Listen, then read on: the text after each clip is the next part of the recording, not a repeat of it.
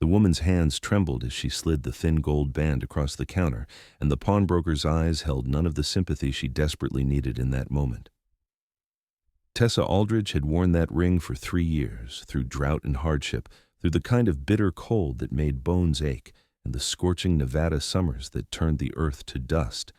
And now she was trading it for 6 feet of earth and a pine box because her husband deserved at least that much dignity in death. $20, the pawnbroker said, his voice flat as the desert horizon. The burial costs 30, Tessa replied, her throat tight. She had not cried yet, not through the fever that took Jacob, not through the long night watching him slip away, not through the morning when she had to close his eyes with her own shaking fingers. She would not cry now, not in front of this man who looked at her ring like it was just another piece of metal to melt down and sell. $20 is what I can give you. Take it or leave it. She took it. She took it because she had no choice, because Jacob was lying in their tiny cabin outside Elko, Nevada, wrapped in their best quilt, and the August heat of 1881 would not wait for her grief or her pride. She took it and walked out into the blazing afternoon sun with $20 clutched in her fist, and no idea where she would find the other 10. The main street of Elko stretched before her, a dusty ribbon lined with false-fronted buildings that promised more grandeur than they delivered. Wagons rattled past, and somewhere a dog barked with the kind of desperate persistence that matched the ache in her chest. She had walked these streets with Jacob just a month ago, his hand warm in hers, talking about the future they were building together. He had been 26, full of plans and dreams, convinced that their small ranch would prosper if they could just make it through one more season. She had believed him because she loved him, because at 23 she still thought love could hold back the cruelties of this harsh land. Now she stood alone with $20 and a dead husband and no clear path forward. The undertaker's shop sat at the end of the street, its sign creaking in the hot wind. Tessa forced herself to walk toward it, each step feeling like she was wading through deep water. She had to arrange this. She had to see it done properly. Jacob deserved that much. The bell above the door jangled as she entered, and the undertaker looked up from his desk, a thin man with wire-rimmed spectacles and ink-stained fingers. "Mrs. Aldridge," he said, his voice carrying the practiced sympathy of someone who dealt with grief daily. "I heard about your husband. My condolences." "I need to arrange the burial," Tessa said, her voice steadier than she felt. "How much will it cost?" "For a decent pine coffin and a plot in the cemetery with the service, I would say $30.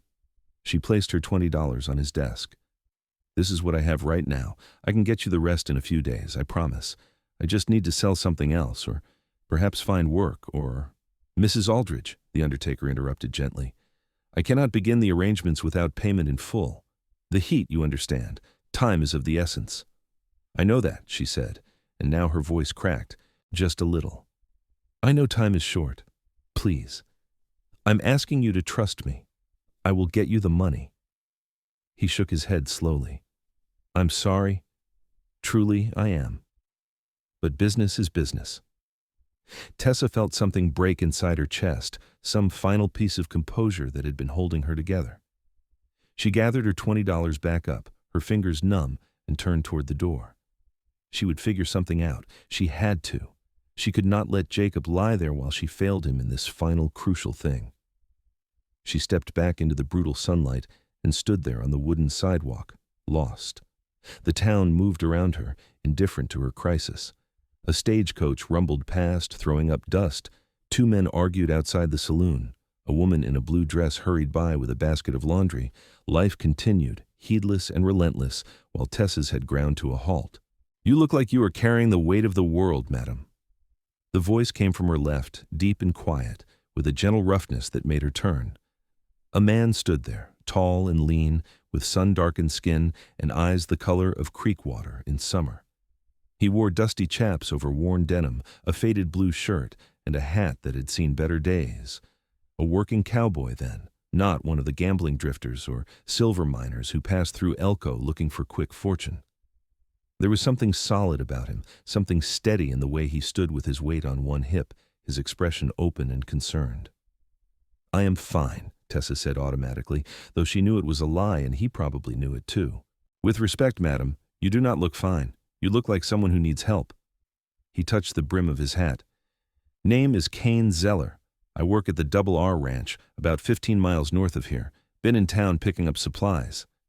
Tessa Aldridge, she said, and then, because she was too tired and too desperate to maintain pretense, she added, My husband died 3 days ago. I'm trying to arrange his burial, but I'm $10 short. She did not know why she told him, perhaps because he had kind eyes, or because the weight of her situation had become too heavy to carry alone, or simply because he had asked. Whatever the reason, once she started talking, the words poured out. She told him about Jacob's fever, about the long night watching him slip away, about pawning her wedding ring and still coming up short. She told him everything while standing there on that sun-baked sidewalk, and he listened without interrupting, his expression grave and attentive. When she finished, he was quiet for a long moment. Then he said, You pawned your wedding ring to bury your husband proper. Yes. That's the bravest thing I've ever heard. The words hit her like a physical blow, unexpected and overwhelming. Not pity, not sympathy, but recognition of the courage it had taken to walk into that pawn shop and give up the symbol of her marriage. Her vision blurred suddenly, and she realized she was finally crying, tears streaming down her face in the middle of Elko's main street, while this stranger looked at her with something like awe. I'm sorry, she managed. I should not be falling apart like this. You have every right, Kane said. He reached into his pocket and pulled out a worn leather wallet, extracting bills with careful deliberation. Here. This should cover what you need. She stared at the money he held out, $10 exactly. I cannot take that. I do not know you. I have no way to pay you back. I am not asking you to pay me back. But why would you help me? You do not know anything about me. Kane smiled, a slow, gentle expression that softened his weathered features. I know you loved your husband enough to pawn your wedding ring to see him buried right. I know you were standing here trying to hold yourself together when most folks would have crumbled. That's enough for me to know.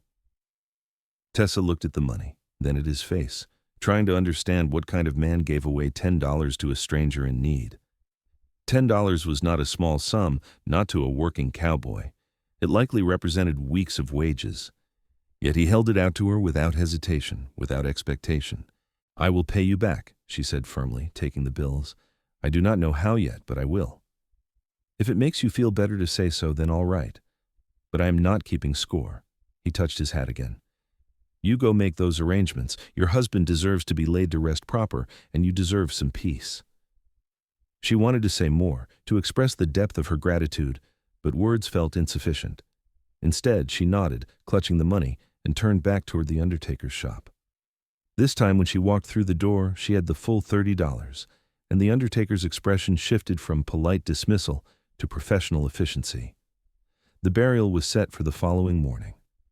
Tessa spent that night in her cabin, sitting beside Jacob's body, talking to him the way she used to when he was alive. She told him about the stranger who had helped her, about the kindness that still existed in this harsh world. She told him she was sorry she had failed to save him, sorry she could not stop the fever that had burned through him like wildfire. She told him she loved him, had always loved him, and would carry that love forward into whatever came next. When dawn broke pale and pink over the eastern hills, she washed her face and put on her one black dress, mended at the sleeves and hem. She braided her dark blonde hair and pinned it up, then stood looking at herself in the small mirror that hung beside the door. She looked older than 23. The frontier had a way of aging people quickly, wearing them down like wind and sand wore down stone. The funeral was simple. The preacher said words over the pine coffin, and a handful of neighbors who had known Jacob came to pay their respects. Tessa stood beside the grave as they lowered her husband into the red Nevada earth, and she thought about the future stretching before her, empty and uncertain. She owned the cabin and 5 acres of land, but without Jacob's strength and knowledge, she had no idea how to make it produce. She had some chickens, a milk cow, and a vegetable garden that was struggling in the heat. It was not enough to sustain her through the coming winter.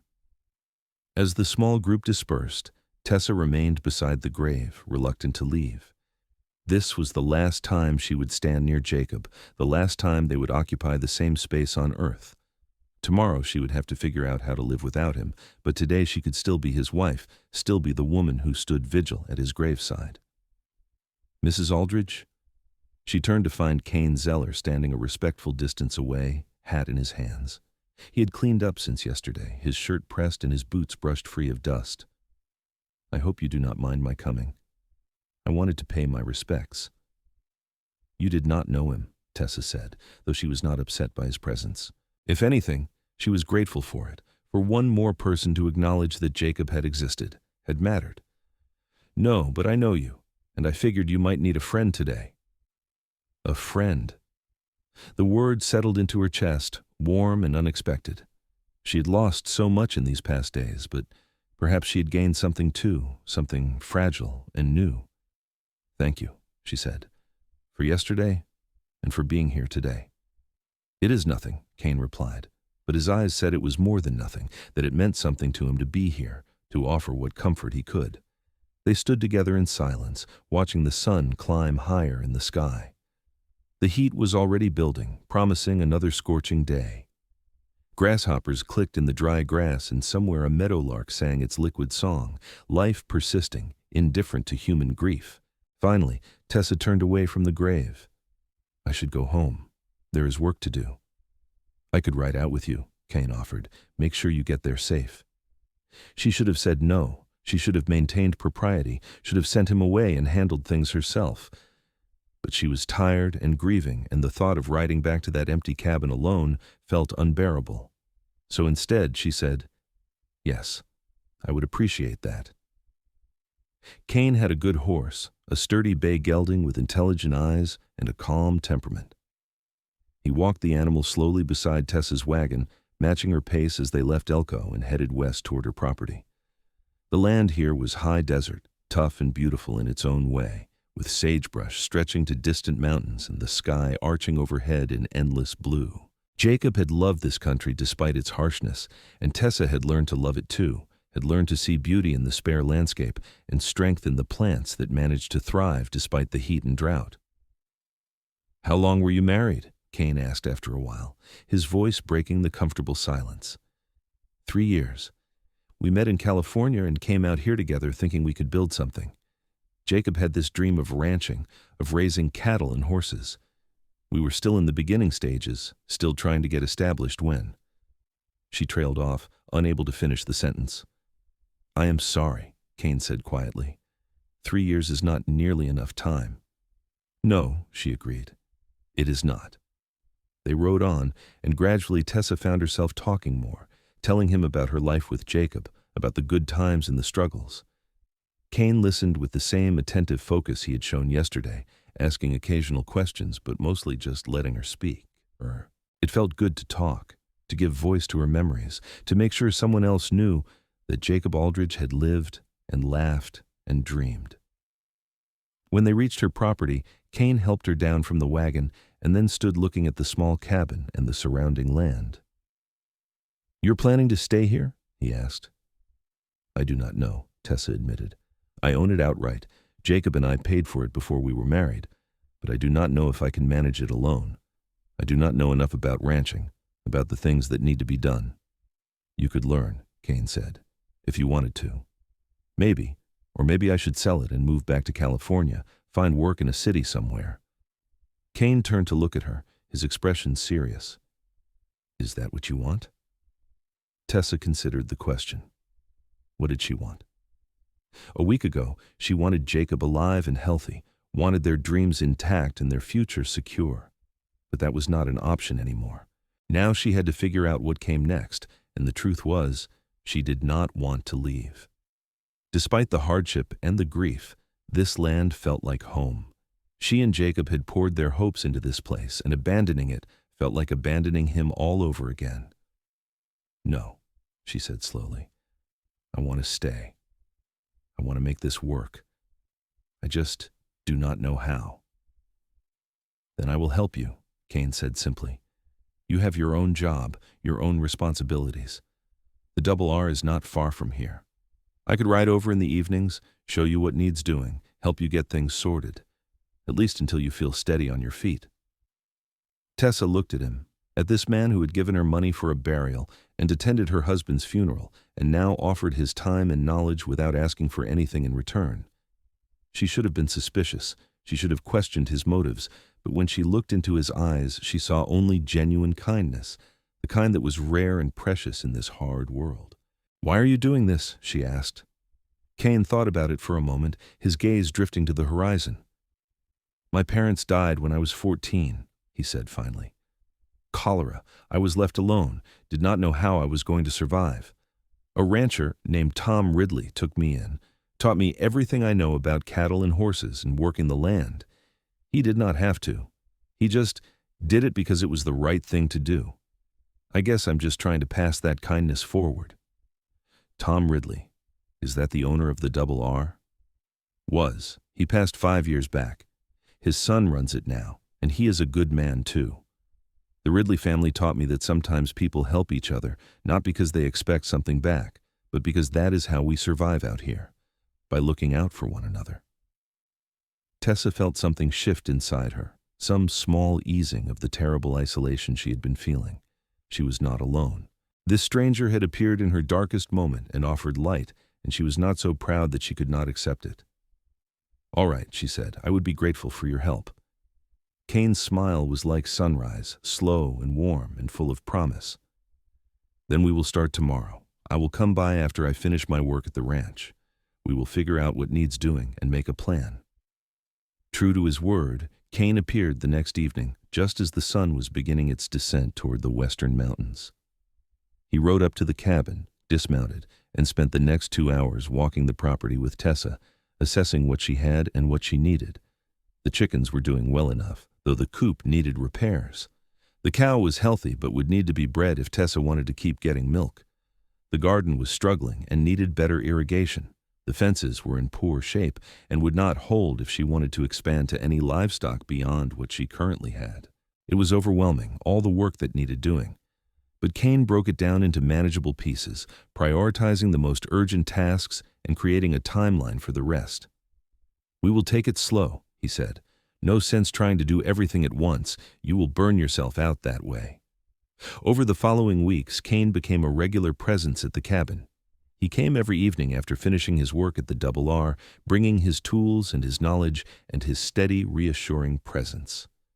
Together they repaired the chicken coop, fixed the sagging fences, and dug irrigation channels for the garden.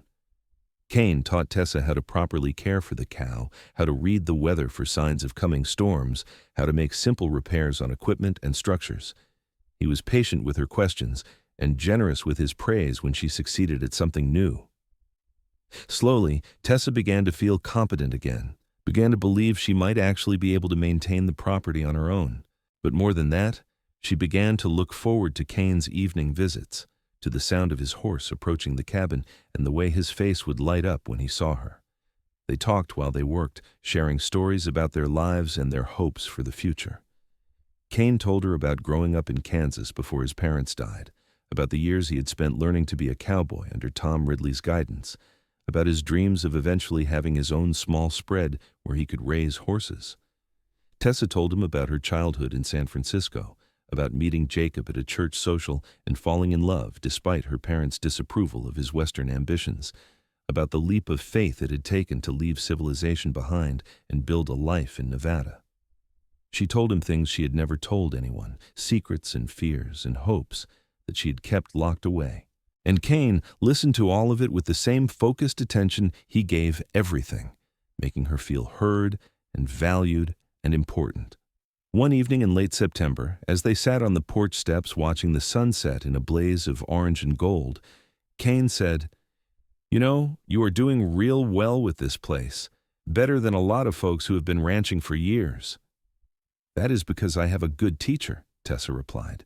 "Maybe, but mostly it is because you are determined and smart and willing to learn. Those things matter more than experience." Tessa looked at him, at the way the fading light caught in his hair and softened the hard angles of his face. He had become essential to her life in these past weeks, not just because of the practical help he provided, but because of the companionship, the sense that she was not facing the world alone. She had started to feel something for him, something that went beyond gratitude and friendship, and it scared her because it felt like a betrayal of Jacob's memory. "Kane," she said carefully, "I need to ask you something." "Ask away." "Why do you keep coming here? I know you say it is to help, but it is more than that now, is it not? You are here almost every evening, spending all your free time working on my property. What are you getting out of this?" Kane was quiet for a long moment, his gaze fixed on the horizon. When he finally spoke, his voice was low and honest. "I come here because I want to be near you, because in the past weeks, you have become the most important person in my life.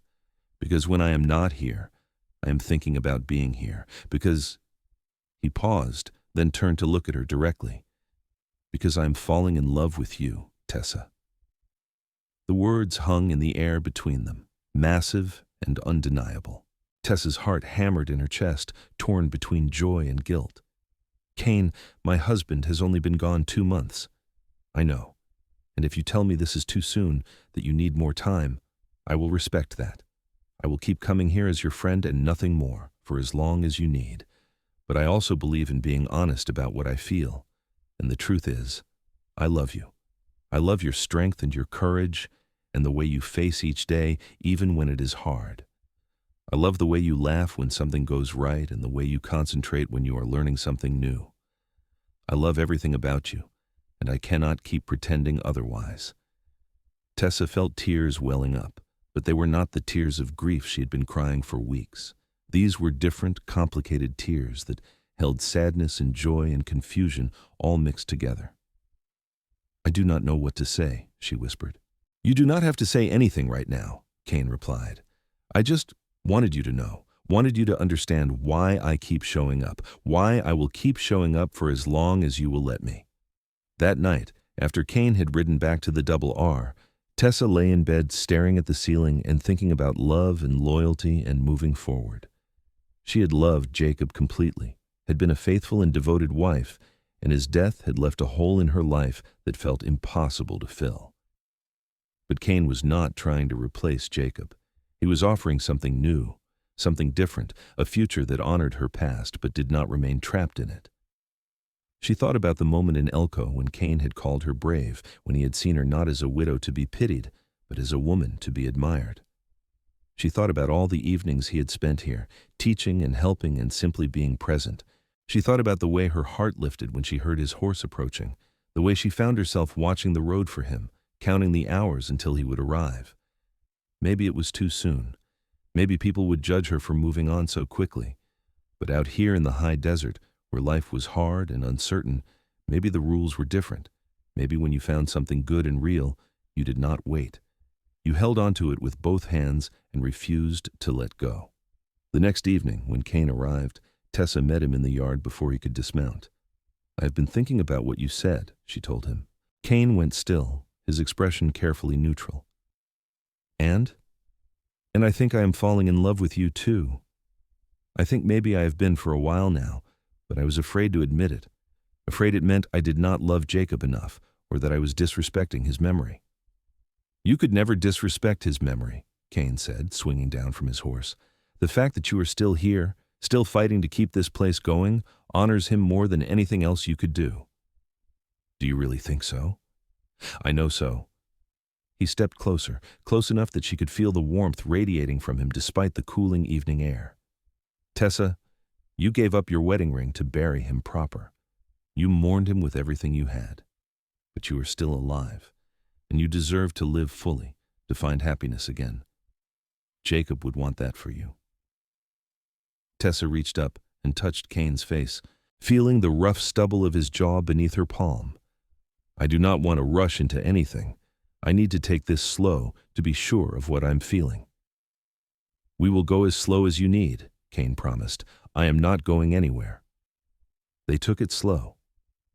Through September and October, and into November, they continued their evening routine of working together and talking together.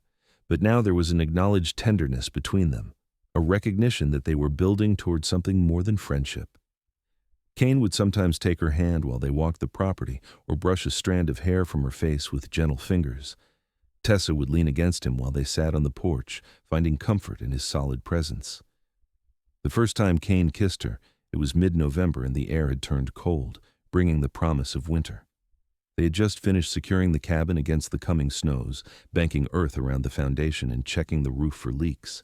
As they stood surveying their work, Tessa shivered in the wind, and Kane pulled her close without thinking, wrapping his arms around her to share his warmth.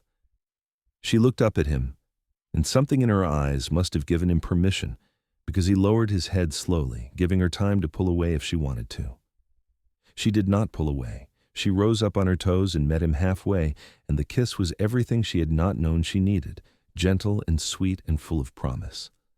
"I love you," she said when they finally broke apart, and the words felt right, felt true in a way that had nothing to do with guilt or obligation and everything to do with genuine feeling. "I love you too," Kane replied, holding her close. "I have loved you since that day in Elko when you told me you pawned your ring. I will love you for the rest of my life if you will let me." "Yes," Tessa said simply. "Yes, I will let you." They were married in December, in the same small church where Jacob's funeral had been held. It felt significant somehow, a way of honoring the past while moving into the future. Tessa wore a simple blue dress because black felt wrong for a wedding, and Kane wore his best suit, cleaned and pressed for the occasion. The same neighbors who had attended Jacob's funeral came to witness their marriage, and if any of them judged the speed of Tessa's remarriage, they kept it to themselves. Most seemed simply happy to see her smiling again, to see her with someone who clearly loved and cared for her. After the ceremony, Kane moved his belongings from the bunkhouse at the Double R to Tessa's cabin, which was now their cabin. He continued working at the ranch during the days, but the evenings and weekends were devoted to building their life together. They expanded the property gradually, buying a few head of cattle and some chickens to increase their flock. Kane built a proper barn to shelter the animals through the harsh winter, and Tessa learned to help with everything from feeding to birthing to doctoring. The winter was hard, as winters in Nevada often were, with bitter cold and occasional blizzards that trapped them inside for days at a time. But Tessa found she did not mind being snowed in with Kane. They spent those enforced periods of isolation talking and reading and simply being together, learning each other's rhythms and habits.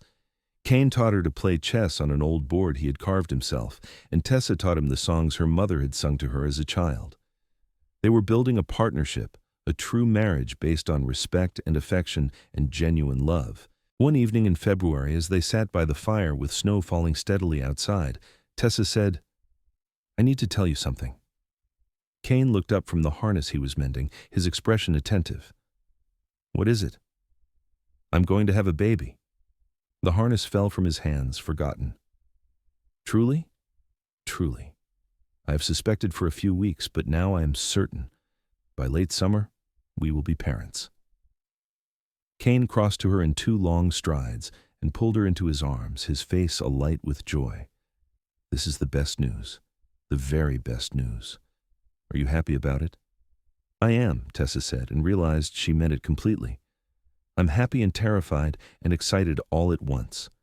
We will figure it out together," Kane promised, "just like we have figured out everything else." The pregnancy progressed smoothly through the spring. Tessa continued to help with the ranch work as much as she could, though Kane became increasingly protective as she grew larger, insisting she rest more and take on fewer heavy tasks. By June, she was enormous and uncomfortable in the summer heat, counting down the days until the baby would arrive. Their son was born in late August, a healthy boy with Kane's eyes and a powerful set of lungs. They named him Thomas, after Tom Ridley, the man who had saved Kane and set him on the path that eventually led to Tessa. Little Thomas was a demanding baby, colicky and fussy, but Tessa and Kane took turns walking him at night and discovered reserves of patience they had not known they possessed. "He is going to be stubborn like his mother," Kane said one night, rocking the crying baby with weary determination. "And loud like his father," Tessa shot back, but she was smiling as she said it. By the time Thomas was 6 months old, they had settled into a routine. Kane had left his position at the Double R to focus full-time on their own property, which was growing steadily. They had built up a decent herd of cattle and were beginning to make a profit from selling beef. The cabin had been expanded to include a second bedroom for Thomas, and Kane was already planning further additions for the future. One spring morning, as Tessa worked in the garden while Thomas played nearby in the dirt, she found herself thinking about the day she had walked into that pawn shop in Elko. It felt like a lifetime ago, though barely 2 years had passed. She had been a different person then, broken and desperate and unable to see past her immediate crisis. She could never have imagined that giving up her wedding ring would lead to this, to a new marriage and a new child, and a life that felt full and rich and complete. "What are you thinking about?" Kane asked, coming up behind her and wrapping his arms around her waist. About how much has changed," Tessa said, leaning back against him. "About how I almost gave up that day in town. And then you appeared." "I'm glad I was there," Kane said, pressing a kiss to her temple. "I'm glad I got to see how brave you were, giving up something so precious for the right reasons. That is when I knew you were someone special." "You called it the bravest thing you had ever heard," Tessa remembered. "I think about that sometimes. How you saw me differently than I saw myself." "I saw you clearly," Kane corrected. "You just could not see it yet because you were in the middle of the storm. But you were brave then, and you are brave now, every single day." Tessa turned in his arms to face him. "We are brave together.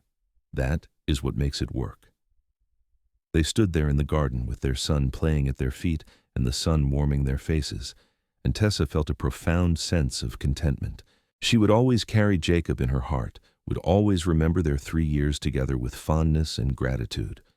But this life with Kane was its own precious thing, built on honesty and mutual respect, and the kind of love that grew deeper with each passing day. 2 years later, they had a daughter. This time Tessa's labor was shorter and less difficult, and little Sarah arrived squalling into the world just before dawn on a perfect May morning. Thomas, now 3 years old, was initially suspicious of this tiny creature who demanded so much attention, but within a week he had appointed himself her protector, refusing to let anyone near his baby sister without his careful supervision. "We have created a monster," Kane said with amusement, watching Thomas hover over Sarah's cradle like a miniature guardian. "We have created a good big brother," Tessa corrected. "There are worse things." Their ranch continued to prosper. Kane proved to have a gift for working with horses, and they began breeding and training animals that earned a reputation throughout the territory for their quality and temperament. Buyers came from as far as California and Colorado to purchase their stock, and the money allowed them to expand further, building a proper house to replace the cabin and hiring a few hands to help with the work. By the time Thomas was 10 and Sarah was 7, the property that Tessa and Jacob had struggled to establish had become one of the most successful small ranches in the region. They had weathered droughts and harsh winters, market fluctuations and illness, and come through stronger each time. Tessa had learned to be not just a rancher's wife, but a rancher herself, capable of handling stock and managing finances and making the hard decisions that came with running a business. One evening, as they sat on the porch of their new house watching the children play in the yard, Kane said, "Do you ever regret it, staying here instead of going back to California?" "Never," Tessa said firmly. "This is home. This is where I belong." "Even though it has been hard?" "Especially because it has been hard. Nothing worth having comes easy." She reached for his hand, lacing their fingers together. "Besides, if I had left, I never would have had this life with you. I never would have known what we could build together."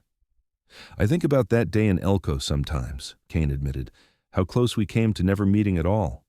If I had decided to buy supplies a different day, or if you had gone to a different town, or if I had just walked past without speaking to you. But you did not walk past. You stopped and you helped and you changed everything." Kane smiled, that slow sunrise smile that still made Tessa's heart skip. "You changed everything for me too. Before I met you, I was just drifting along, working and saving, but without any real purpose. You gave me a reason to build something, to invest in the future." As the sun set and the children's laughter rang out across the yard, Tessa reflected on the strange paths life could take. She had begun that summer of 1881 as Jacob Aldridge's wife, dreaming of a future that had been ripped away by fever and fate. She had stood in that pawn shop with her wedding ring in her hand, and her hope nearly extinguished, unable to imagine that anything good could ever come again. But it had. Slowly, painfully, in ways she could never have predicted, goodness had returned to her life. Kane had appeared like an answer to a prayer she had not known how to pray, offering help without expectation and love without condition. He had seen her at her worst and chosen to stay. He had helped her rebuild not just her property, but her life, brick by careful brick, The years continued to pass, bringing the usual mixture of joy and sorrow, triumph and challenge. They had another son when Sarah was 4, naming him Jacob in honor of Tessa's first husband. Kane had suggested the name, wanting to acknowledge that part of Tessa's history and ensure it was not forgotten. Young Jacob was a quiet, thoughtful boy, more interested in books than ranching, and they encouraged his scholarly bent, knowing that not every child needed to follow the same path. When Thomas turned 18, he took over much of the day-to-day operation of the ranch, showing the same instinctive understanding of animals and land that his father possessed. Sarah, at 15, was already being courted by several young men from neighboring properties, much to Kane's protective dismay. And Jacob, at 11, spent his afternoons reading everything he could get his hands on, talking about maybe becoming a teacher someday.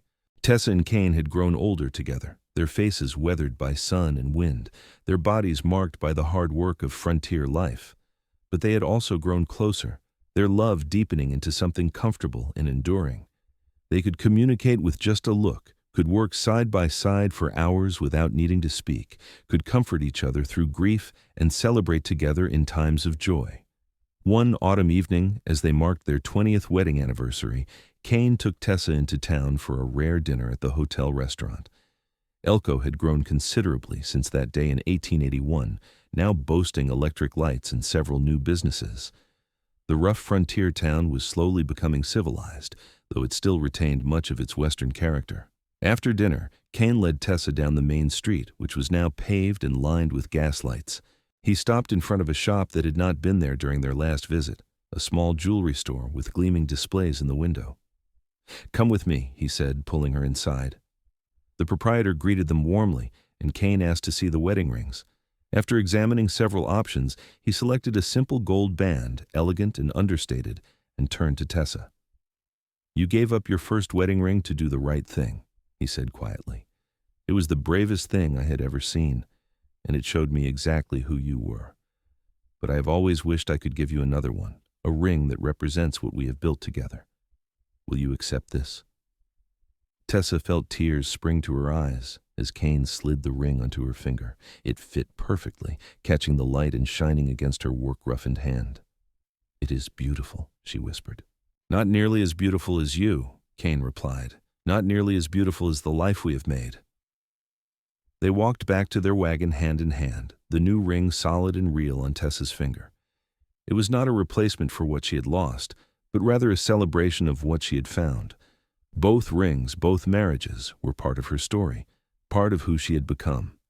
The years continued their steady march forward. Thomas married a girl from a neighboring ranch, a practical young woman named Elizabeth, who fit seamlessly into the family. They built a house on the southern edge of the property and started their own family, giving Kane and Tessa their first grandchildren. Sarah shocked them all by deciding not to marry any of her local suitors, instead moving to Carson City to work as a teacher, determined to make her own way in the world. And young Jacob earned a scholarship to a college in San Francisco, becoming the first person in the family to pursue higher education. Through it all, Kane and Tessa remained the steady center, the foundation upon which everything else was built. They had their disagreements, of course, their moments of frustration and anger. No marriage, no matter how strong, was without conflict. But they had learned early on to talk through their problems, to approach challenges as partners rather than adversaries. The respect they had for each other never wavered, even when other things did. When they were both in their 60s, with grandchildren running through the house and great-grandchildren on the way, Tessa found herself thinking more and more about that day in Elko. Not with regret or sadness, but with a kind of wonder at how one moment, one choice, one encounter could ripple out to affect so many lives. If Kane had not stopped to help her that day, none of this would exist. Thomas would never have been born, nor Sarah, nor young Jacob. The ranch would not have prospered in the way it had. Entire branches of their family tree would simply not exist. "Do you believe in fate?" she asked Kane one evening as they sat on the porch watching the sunset, as they had done thousands of times before. "I believe in choices," Kane replied. "I believe that moment in town I could have walked past. That would have been a choice.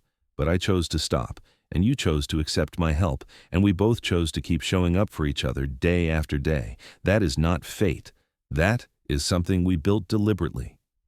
So you do not think we were meant to find each other? Kane considered this. Maybe meant is the wrong word, but I think some people are right for each other, and if they are lucky enough to meet and brave enough to act on it, something good can happen. We were lucky to meet. But everything after that, that was us choosing each other over and over again. Tessa thought about this, about all the choices they had made over the decades. The choice to help, to love, to commit, to stay. The choice to work through hard times rather than give up. The choice to keep building even when it would have been easier to coast. Kane was right. This life had not been handed to them. They had created it through thousands of small decisions, each one reinforcing their commitment to each other and to the future they were building. "I'm glad you stopped that day," she said finally. "So am I," Kane replied. "Best decision I ever made." They sat in comfortable silence as the sun dipped below the horizon, painting the sky in shades of orange and purple and gold. Somewhere in the house, their family was gathering for dinner, multiple generations coming together under one roof. The sound of voices and laughter drifted out to the porch, a symphony of life and love and continuity. Tessa leaned her head on Kane's shoulder, feeling the solid warmth of him, the steady rise and fall of his breathing. This man who had seen her at her lowest point and called her brave. This man who had given her money he could ill afford because it was the right thing to do. This man who had taught her about ranching and horses and love, who had given her children and a future she had never dared imagine. "Thank you," she said quietly. "For what?" "For everything. For stopping that day. For seeing me. For loving me. For building this life with me." Kane pressed a kiss to the top of her head. "Thank you for letting me. Thank you for being brave enough to keep going when it would have been easier to give up. Thank you for taking a chance on me."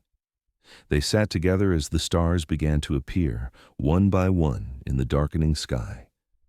The ranch stretched around them, hundreds of acres of land they had improved and nurtured over decades. The house behind them was full of family, all of them connected by blood and love and shared history. This was their legacy, built on a foundation of sacrifice and kindness, courage and choice. Inside, someone called that dinner was ready.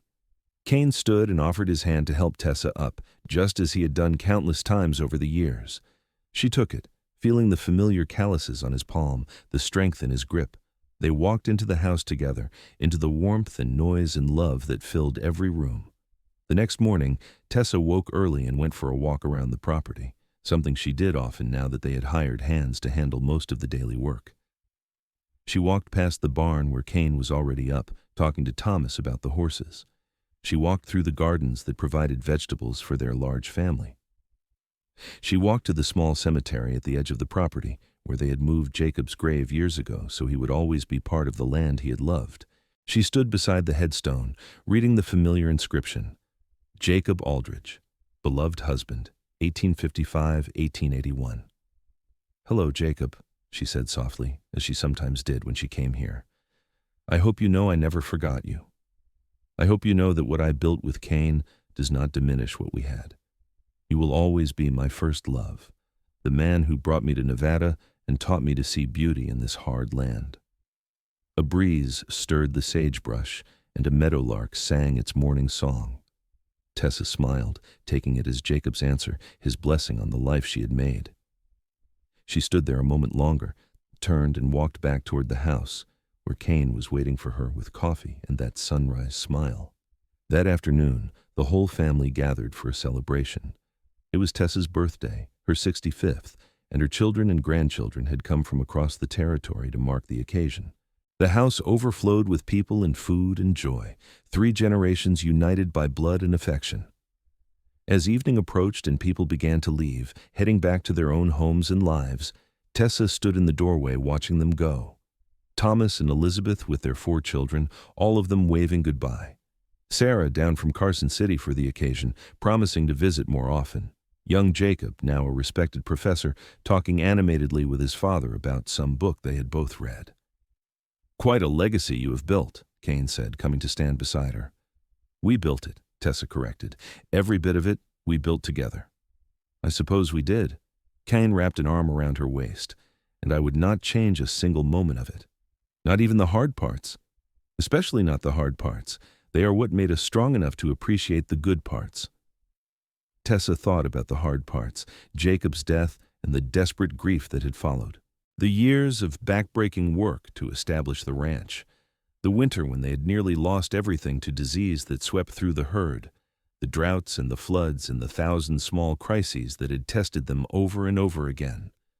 All of it had been necessary, had shaped them into the people they had become. You know what I think about sometimes? Tessa said. I think about what the pawnbroker did with my wedding ring. Whether he melted it down or sold it to someone else, whether it is sitting in some jewelry box somewhere, being worn by a woman who has no idea of the story behind it. Does it bother you? No, not anymore. I gave it up for the right reasons, and that is what matters. And besides, I have this now. She held up her left hand, where Kane's ring caught the last rays of sunlight. This ring represents the future I chose, the life I built after loss. It is worth more to me than any amount of gold. As darkness fell and the last of their guests departed, Kane and Tessa went inside and prepared for bed. They moved through the familiar routine in comfortable synchronization, washing and changing and banking the fire. Finally, they climbed into bed, and Kane pulled Tessa close, her back against his chest, his arm draped over her waist. This was how they slept every night, had slept for 20 years, bodies fitting together like puzzle pieces. Kane, Tessa said into the darkness. Do you remember what you said to me that day in Elko, when I told you I had pawned my ring? I said it was the bravest thing I had ever heard. Do you still think so? Kane was quiet for a moment, then said, No, because I've seen you do braver things every day since then. I've seen you face down fear and grief and hardship.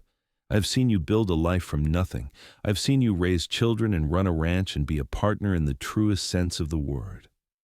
What you did that day in Elko was brave, but what you have done every day since is braver still.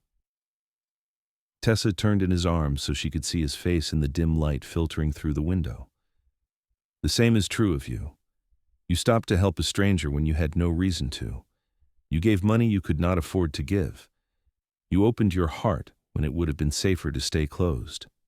That took courage. Maybe we are both brave, Kane said with a smile. Maybe that is why we work so well together. Maybe, Tessa agreed, and kissed him softly. They lay together in the darkness, two people who had found each other in the midst of crisis and built something lasting from that chance encounter. They had taken the raw materials of loss and kindness and turned them into a marriage, a family, a legacy. They had proven that even in the harshest environments, even after the deepest grief, it was possible to start again, to find love again, to build a life worth living. As Tessa drifted toward sleep, safe in Kane's arms, she thought one last time about that day in Elko. She thought about the woman she had been, standing on that dusty street with her heart breaking and her future uncertain.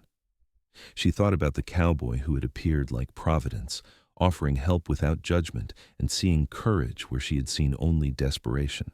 She thought about the wedding ring she had pawned, sacrificed for love and duty and the need to do right by someone she had lost.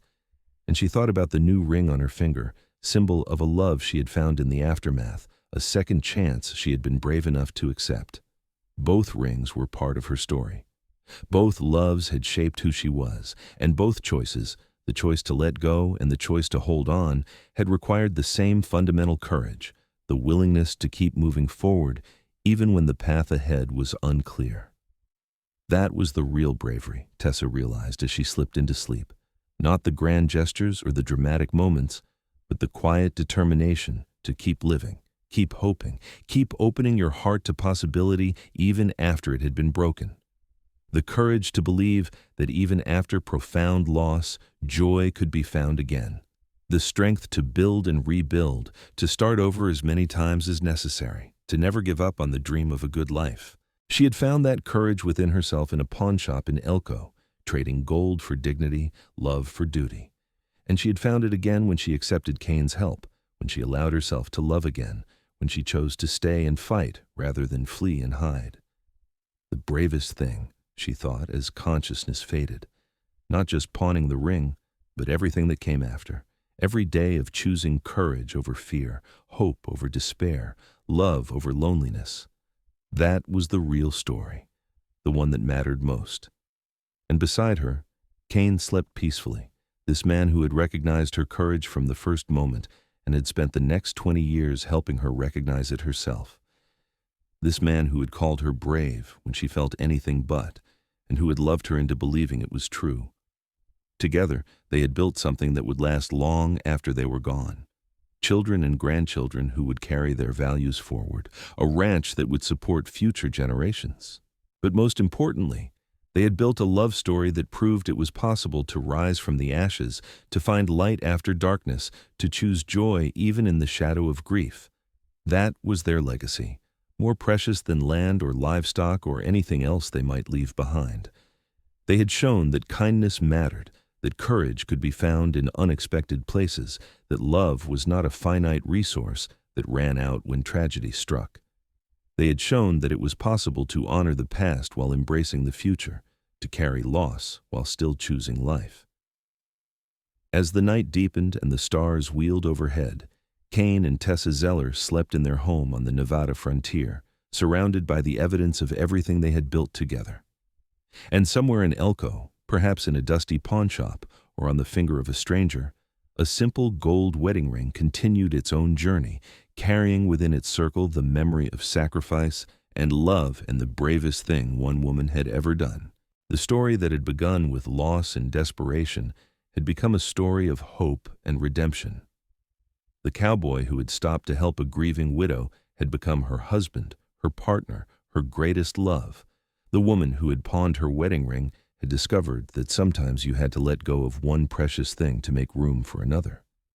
And in the end, that was the truest kind of bravery, the willingness to keep your heart open to possibility, to keep building even after destruction, to keep loving even after loss. That was the lesson Tessa had learned and lived, the gift she would pass down to her children and her children's children.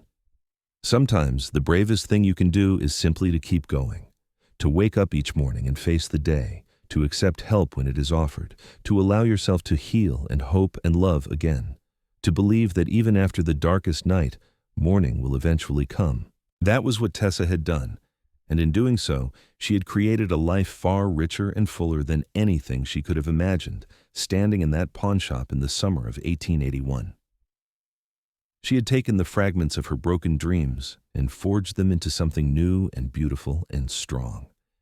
And it had all begun with a simple act of courage, taking off a ring, laying it on a counter, and choosing to do the hard, right thing even when it broke her heart to do it.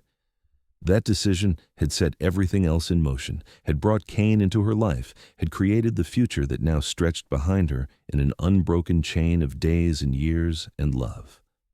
The bravest thing. Not just what she had done that day, but what she had continued to do every day since. Choose life over death, hope over despair, love over fear. That was the real story, the one worth telling, the one that would echo through generations long after the details of that day in Elko had faded into history. And so they slept, Kane and Tessa, two souls who had found each other in the wilderness and built a home there, proving that even in the harshest landscape, love could take root and flourish. Proving that bravery came in many forms and that sometimes the most courageous thing you could do was simply to open your heart one more time, to take one more chance, to believe that despite everything, happiness was still possible. That belief had sustained them through 2 decades of marriage, through countless challenges and joys. And it would sustain them still, through whatever years remained, because they had learned the most important lesson of all, that love, real love, was not about grand gestures or perfect moments. It was about showing up day after day, choosing each other over and over again, building something solid and lasting from the raw materials of hope and determination and courage. The bravest thing. Not just a moment, but a lifetime. Not just a sacrifice, but a commitment. Not just an ending, but a beginning. And in their home on the Nevada frontier, as the stars turned overhead and the night wind whispered through the sagebrush, Kane and Tessa Zeller slept on, their lives a testament to the power of courage and kindness, and the transformative magic of love.